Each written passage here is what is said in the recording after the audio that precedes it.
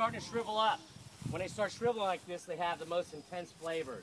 These are getting ready to be picked. I mean, but remember, this is this westerly facing slope, and this is the first row that's not shaded. So these grapes here will get a lot more sun than most of the other grapes. So what we're going to do is pass these around. Everybody, this is your mission. You take one of these grapes, put it in your mouth. You're going to chew on it, get the meat out of it, but don't eat the skin and don't eat the seeds. Just spit them out. Why? That's okay. They could kill you. Just Poison that he puts on them. just because it's not the desirable part. If you're chewing the seeds, you're going to get the bitterness of the seeds. So everybody pass these around. Yeah, just chew it like this, and then you'll get the skin and the seed in your mouth. And it'll spit it out. Isn't that the way wine testers do it? Literally. We test the bricks and the pH. The bricks are about 25. That's a sugar content. The pH is an acidity level. Once those are within a certain parameter, and then you're going to taste these grapes, you're also biting into the seeds. If the seeds taste green and vegetative, grapes aren't ready yet. If their seeds are dry and brown and they taste crunchy, they're ready to pick. So anyway, Stuart, you have a question? Yes, sir. Is it true you turn the electric fence on and we must pick a tub of grapes each before we can leave? Don't tell the peasants that till it's the time. All right, anyway, so these grapes, just so you know the timeline, we have to order these grapes in 2007, and they're grafted. If you look, see this is a grafted grapevine. The rootstock is different than the actual grape itself. Okay? So you order it in 2007, and you plant it in 2009. And reds like this, you'll pick your first real crop in 2011, and then they have to stay in barrels for 2 years. That's 2013. Do you know how old I got between then and when we started and now?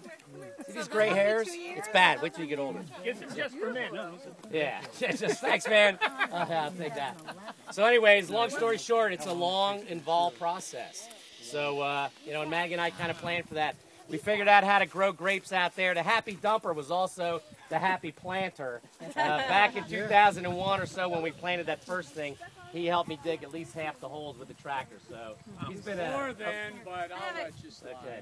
So what kind of wine will This it is make? Petit Verdot. So to talk about, these are all what we call, yeah, these are Bordeaux reds.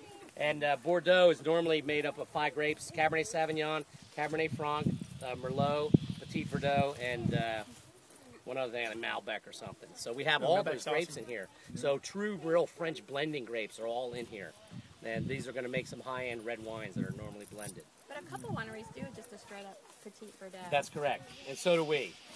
So ask Maggie if you're good. Maybe we'll let you try some. We have a limited sampling. There was Cousin Bob Colucci's an amateur winemaker. He's got his Italia hat on there. He's actually, him and his friend Guy Finelli's my chiropractor. They're going to get 300 pounds of Cabernet Sauvignon. And then, what, are you out of beer, Mr. Beasley? As a matter of fact. But what's the screeching sound I hear? All right, listen closely. You hear this screeching? Keeps the birds away. Yeah, that's called bird guard. It's electronic countermeasures. Those are birds like starlings being eaten by raptors.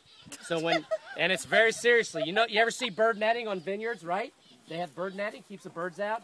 Bird netting is very time consuming and expensive. Bird guard, you know, for a couple $1,000, I have my deep cell batteries, solar chargers, and this electronic chip thing and a couple speakers out here, right?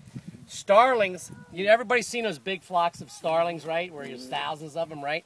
They can come in and eat a ton of grapes in an hour. It's incredible. They'll devastate you. You know, you eat a couple $1,000 worth in an hour. Wow. So the long story short is, you put this in here, you'll see these starlings come in, and they see the grapes. They have good, they're birds. They got a good vision.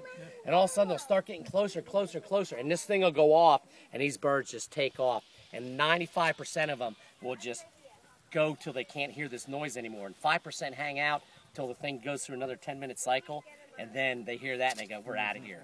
And, you know, we have this, so we have the scary eye balloons are up here. We have those fake birds, you know, with realistic eyes. You'll see some ospreys on like a little string that kind of fly up when it's windy. There's an owl on top of this one post. You have holographic tape tied to all this stuff. And then you have the bird screecher thing. So it gets pretty crazy. It keeps about 90% away. We had when you're near woods like this, it's harder. The Viognier is kind of out in the open. There's not any woods around it. I have very little problem with that. This year we're having a little more problems. So yeah, so you know they call that the angel share. You know, so So if you look, we're going to move out here to our special area. If you notice, this area here has been intentionally left open, right? So knowing that Maggie and I are eventually going to open up the winery, right now we're working on making a pond down there. See where the excavator is? From the excavator all the way down to that big rock pile, we're going to make another dam and dam up the stream so there'll be a pond there. So we eventually plan on making a 60 by 100 foot deck out here, kind of digging it in, making this nice deck so everybody wants to get married in a vineyard, right? Yeah. So Loudoun County, they have, you guys, when you drive in, you go past Hillsboro and Bro Vineyards, you know, on the way in. From D.C., you see them, it's just beautiful. So we're going to build a 60 by 100 foot deck. We're going to have to move the crapper, of course. So. I know. And then, so you'll be surrounded by 3 sides of grapevines, a couple mountain ranges, and a pond right there. So that's beautiful, man. So hopefully that's going to be... All right, we got to get a picture here. Everybody kind of get behind me. We got to get a picture with the vines. And if you want your camera or whatever, everybody kind of...